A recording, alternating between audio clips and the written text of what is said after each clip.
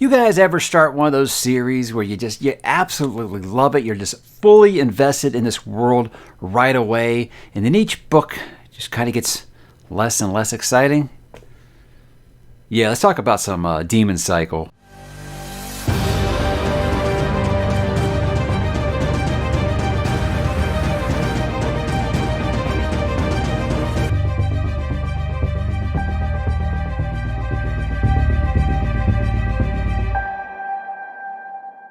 Hey, what's up, bookworms? Mike back today to talk some Peter V. Brett and basically why I gave up on this author. This is a series that I kind of started inadvertently, and not really a series because I've only done one video prior to this. I, of course, talked, about 3 years ago about why I gave up on Brent Weeks. People heard me all the time referencing Lightbringer. Don't Lightbringer it. Don't Brent Weeks your series. And people are always like, what are you talking about? I love Brent Weeks. What's your deal? And I kind of talked about it in that video. And I had an idea that I kind of wanted to do the same thing with Demon Cycle because there's kind of an interesting parallel between Brent Weeks and Peter V. Brett for me. I kind of started reading both of them at the same time, and their series kind of went the same way for me. And I will begin today, guys, by talking about the Demon Cycle, released between 2008 and 2017. Now, this runs neck and neck with me with Lightbringer in as far as a what the hell happened kind of series, where,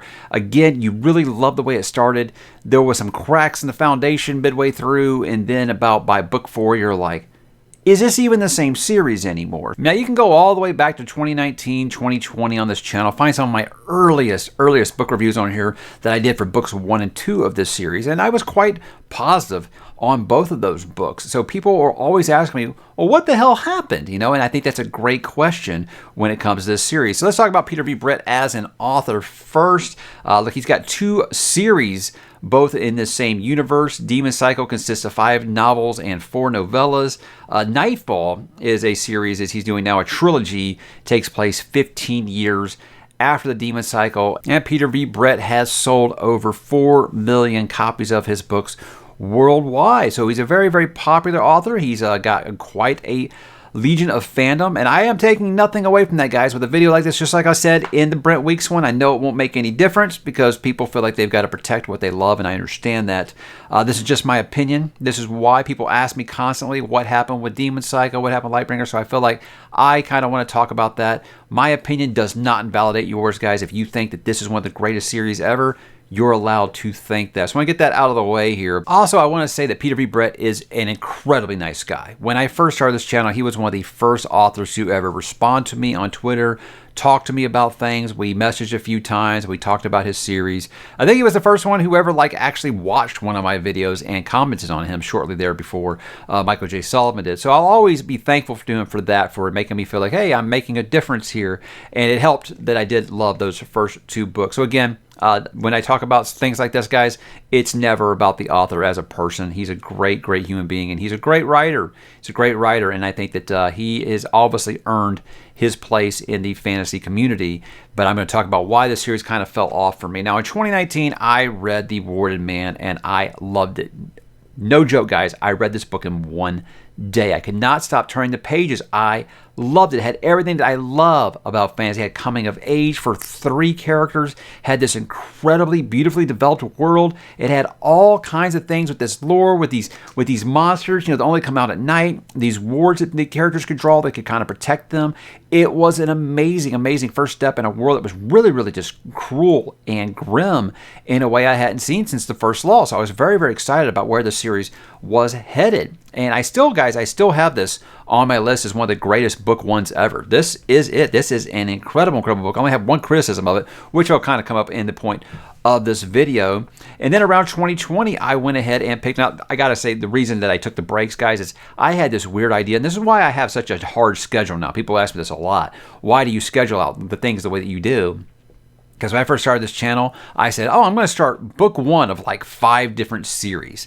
I didn't really finish some of them, because I thought that's just chaos to my schedule. So I was reading one book, and then, a couple months later, I'd read another book or whatever. But I read The Desert Spear in early 2020.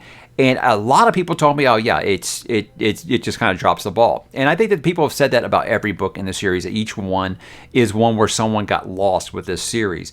I actually was fine with this one. This one, it took a different approach. It was kind of giving you the point of view from Jardir. So the first book, you get Arlen, you get Leisha, and you get Roger. You kind of get their coming of age stories. And then Jardir, you can almost kind of go back and look at him as the human antagonist of book number 1. So then you get to see it from his point of view, and you realize, hey, Jardir doesn't consider himself a bad guy. And it's one of the things I love about when you give me the point of view from what I think is a villain, and you see they don't think that they're bad guys. Now, obviously, Jardir is much more of a layered character. For spoiler purposes, I won't get too far into that, but he's a very important character, and I enjoyed seeing things from his point of view, especially that first meeting between him and Arlen. It was very cool seeing it from his angle, and I liked it a lot. So I was really just all on board with the series. I was like, okay, maybe I'm not going to have all the problems that everybody else had. Then book 3 happened. Book 3, guys. Now, with the Daylight Warriors, look, I would say I didn't hate this book. I didn't hate it, but it was one of those things where I saw some cracks in the foundation. And I think the first step was it made Enevra the point of focus in this book. And I realized, okay, is this what we're doing? We're just going to kind of focus on a different character each book. You know, if the first one had those 3, and the last book was Jardir, and you know, those characters still appear in the story, but we have like one central character. So even the first book, I say, mostly focused on Arlen. So you got one major character, and I just think that Enevra was never a character that anybody was asking for more of. She's Jardir's ex-wife, and I didn't really, this is where I first started feeling like, feels like you're getting distracted a little bit. I don't feel like you're really progressing the story in any way, giving us this background for this character that I don't think anyone really loved, per se. So I was like, I would have preferred to have more Leisha. I would have preferred to have more Roger. I would have preferred to have, more Rena, basically, than Enevra. So it was like, I don't really understand why you decided to focus on that. But again, the problem with this, guys, is this is where the series got super horny. I think that, look, I'm a warm-blooded American male. I enjoy sex as much as the next guy. Full disclosure, I mean, big shocking secrets here. I don't even mind reading about it in my books.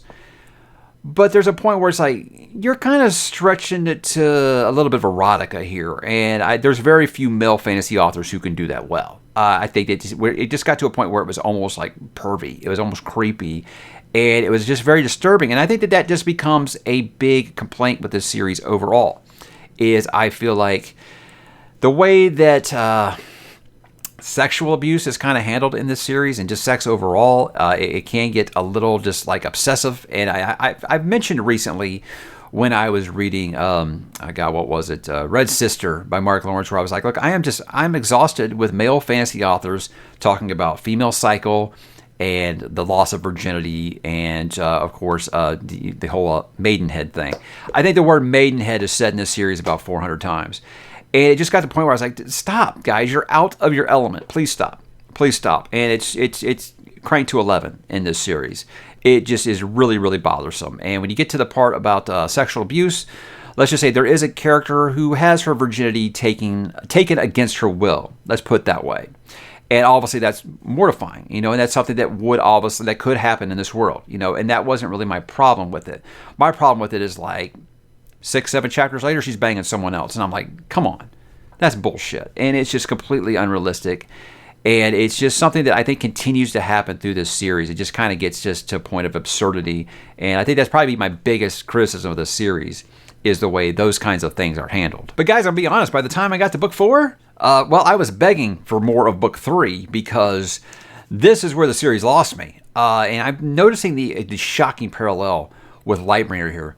Book 1 and 2, excellent first steps into this new fantasy world. I am really fully on board. Book 3, well, you're going to introduce or kind of focus on a character I wasn't really interested in. Okay, that's a choice. You see those cracks in the foundation. And then book 4 feels like a lot of fluff and filler and focusing on characters I don't care about to kind of fill your series out to a book number 5. So again, this book might have turned it around, but what this book did was it said, hey, you know those handful of characters you've been following through the first 3 that you're invested in, you want to know more about? Yeah, they don't matter.